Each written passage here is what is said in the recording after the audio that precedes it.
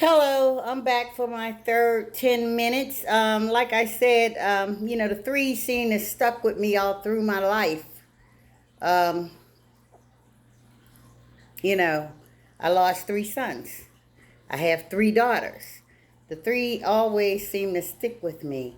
And after my sons, all three was murdered in 11 years' time, my teenage sons, I always felt like I had a 3 life sentence. Because losing a child is a terrible thing. Now, we as adults, we always thought that our children would be burying us. But for me and so many other parents, it didn't go that way. But I want to say um, it's a sad thing to lose any loved one. And it's hard. But it's even harder when you have to focus on living the rest of your life without them in it. You have to get accustomed to it. And for me, I ain't trying to push nothing on nobody, but the grace of God helps me. I think about it all the time. Okay, I'm skipping around. I know I don't got much time, but let's talk about the end. I remember towards the end of Dawn life, uh, Dawn had got into something with some guy, and he done 11 months and 30 days in a county jail. He was only like, what, about 18, 17 and a half, going on 18. But anyway, when Dawn got out, he told me everybody was looking at him all funny and they was acting all strange. In my book, I call that fake friends, frenemies.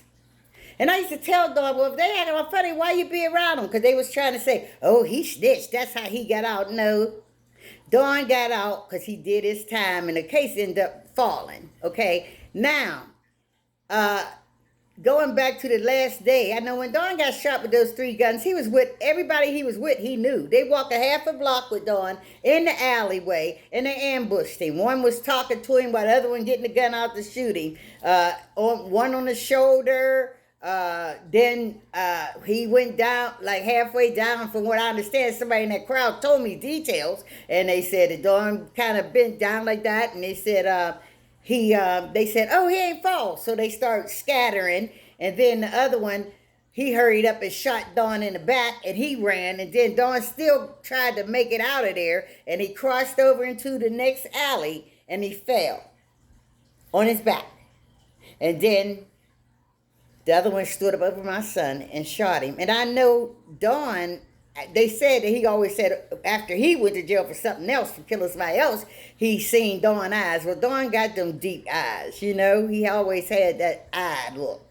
But anyway, a cop at that time by the name of Shaw, Duquesne cop, he told me, he said, well, Miss Lou, he called Miss Lou, he said, when I was the first one on the scene and I kept asking Dawn who did it.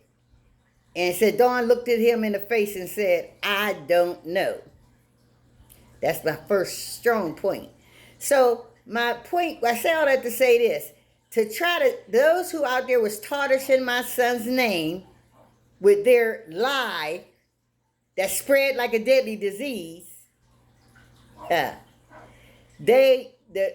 the homicide cop came to me a couple days later and he was in remorse and he was sadness. He told me he was so sorry that my son Dawn lost his life in this mess. He said because my son was not the one telling the police anything. He said some of those that Dawn hung around with, he said a couple of those told them whatever they wanted to know. I wish to this day that they would have told me who it was. But they told me definitely some of those that he was around every day would tell them whatever they needed to know. There's cops always trying to find out what's going on in the hood. But he said, it wasn't your son, Miss Coward. I'm sorry, Dawn lost his life over this. And that hurts. Now my son is gone. He just got uncalled death. They shot him on a lie. Because I feel, even this is how I took it, even on his die, I know it's good to tell the police information, okay? But I'm going to get to that too. But even on my son's dying back, he ain't tell the cops nothing. And he was laying there dying. That speaks for itself. Yeah, definitely speak for itself. Man, like I said, losing a child is a terrible thing. When you got to sit on that front bench, in my book, when I went into the trauma room after my sons died for each one of them. Some parents don't get that opportunity, but I did. And there I stood looking at my child lifeless body. And like, I don't really, my trust issues is real bad. They're getting a little bit better, but God is smoothing me out. But I don't know. It's just a terrible thing, y'all. I don't never know what I'm going to say, but I do know I miss my son, Dawn. And I do know I told Dawn a month before that happened. I said, Dawn, I said, if you ever be out in these streets and you feel yourself going away, I said, you ask God to have mercy upon your soul. My mother always said, as long as a person got breath in their body, it's a chance to ask God to have mercy upon your soul. And you know what that made me think about? That's the twice I thought about that with my other son. But the thing about it is, I don't know if y'all, I'm not getting biblical on y'all, but if you recall, hanging on the cross with Jesus Christ, it was two people there lived a reckless life. But the one, while the breath was still in his body, he told Jesus he believed him. And Jesus said, today you'll be with me in paradise. So as long as you got that breath in your body, because you can't come back and say it. So, but if you feel yourself going out here, that's the good thing to do. You do it before. But if you mess around and don't do it before, when you feel yourself going out of here, it's relevant to do it. And I just, it's just bad. But I do know one thing gave me some comfort. Two things. When a man told me Dawn was gurgle, and I knew he remembered what I said, because God told me to tell him that. God get you prepared, get us prepared, get them prepared. And the thing about it is, I know months before that, when Dawn was incarcerated, he said, Mom, I'm going to get my soul together. That was shocking to me, But when he got on the streets grabbed him and he backed in a tight squeeze. But if you believe in God and you ask God something, he can get you out. And another thing, I don't want to forget this part. In January of 2012, Dawn said, Mom, in April, I'm going to change. I'm going to go get my license. I'm going to finish and go get my GED. All these good things. He told me, myself, his Uncle Dawn, and other people in the conversations. And I said, Dawn, why would you wait till April? It's only January. He said, no, Mom, in April, I'm going to do it. Watch, I'm going to do it. I'm changing. Sadly to say, it was a change on April the 16th, 2012. That change, with that change, he will never be able to do anything in this world again.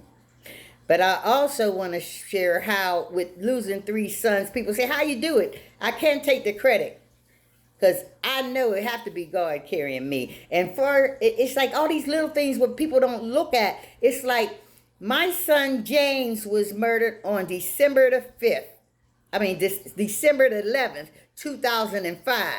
My son Harry was murdered May the 11th, 2001. So 5 days to get ready for the funeral. Well, we had the funerals on the 16th of those months. And then Dawn got killed on the 16th. See, I pay attention. I pay attention to every little detail of my son's deaths. And I want to say that I thank God for holding me up. This ain't what I was going to say, because I never know what I'm going to say, but I do know, I believe that my son had that moment to ask God to have mercy upon his soul. And I'm grateful. I'm grateful. I'm grateful. I believe that. I really will always believe that. And I do know that Dawn loved his brothers and mother and sisters, and we loved him.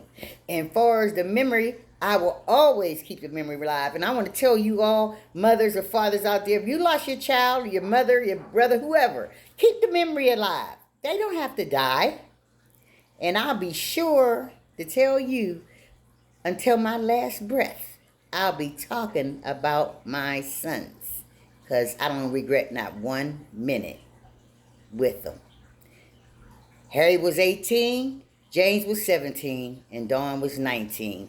And that's why I call this segment